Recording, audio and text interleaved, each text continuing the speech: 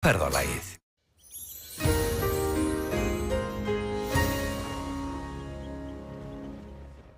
Já, komið sæl.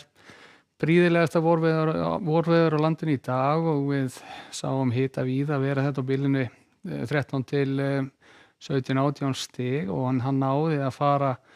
í og rétt yfir 19 stig bæði á Norður- og Suðurlandi og einnig á Vesturlandi. En við sjáum þegar við kíkjum á hvernig veður mun síðan þróast hjá okkur að það er að þéttast hjá okkur þrýstilínur til morguns og hefur það nú ekki með að gera að lægðir sé að koma nær,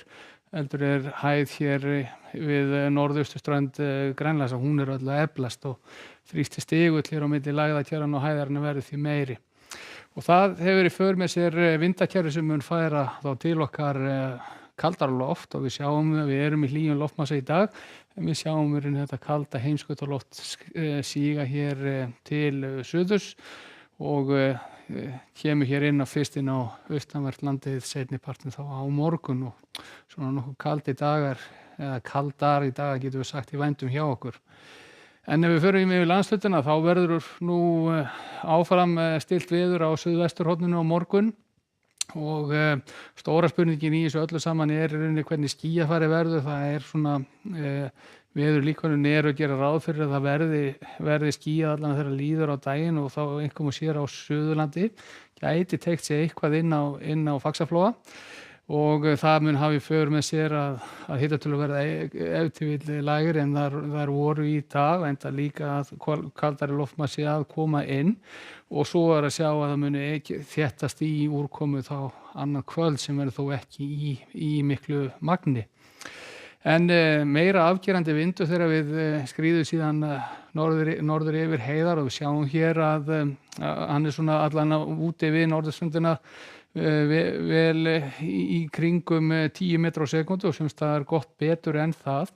En allavega á sunnanverðu Vestfjörðum og við Breiðafjörð þar nú svona bestu líkunar að sjáast til sólar á morgun en væntanlega annars staðar á þessu svæði þá verður skýjað meira og minna allan daginn og við sjáum hitatölum að þær eru á góðri niðurleið getum við sagt verða nú víðast hvar svona undir 10 stigunum og hugsanlega vel það. Einhverjar úrkomu getur gætt í fjallendinu þá á ströndum og Tröllaskaga og ef við förum síðan þá yfir á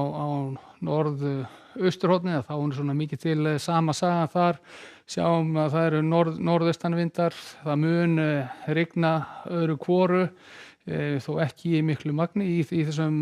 landsfjórðungi eiginlega allan morgundaginn og hiti vel undir 10 stigum svona víðast hvar. Engin átök í þessu veðri þó vindur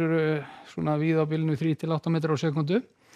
og síðan þá á Suðausturlandi þá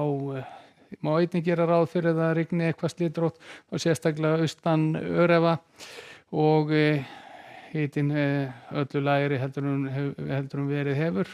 eða þetta á bilinu 5 til 8-9 stig. Og ef við lítum síðan á framhaldið þá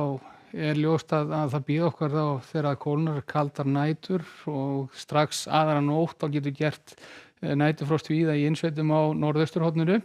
en sennilega yfir hádaginn þá verður nú svona 3 til 5 stiga hiti á láglendi norðan og austanlands einhverjar úrkomu getur gætt á fimmtudaginn á norðausturhorninu sem það hér sunnanlands verður að mestu leyti skýjað þar og hvað varðar vindinn þá getur verið norðaustan gjóla hér með suðausturströndinu sem og yfir Vestfjarðakjálkanum og ef við höldum síðan áfram á föstudaginn og þá sjáum við að það svona dregur nú úr vindi getum við sagt og léttir jafnframt víða til því að það kemur hæð inn yfir landið en geti gert víða næturfrost aðfaranótt föstudagsins. Og komum síðan inn á laugardaginn og þá sjáum við að þetta svona tiltölulega aðgerðalítið veður áfram tiltölulega hár loftþrýstingur yfir landinu og svona kannski minni líkur til þess að verði bjart veður hér vestanlands og einhverjar úrkomu getur gætt lítillega hér vestanlands sem og úti við norðurströndina. En við skulum fara betur yfir þetta loknum 10 fréttum. Verið sæl.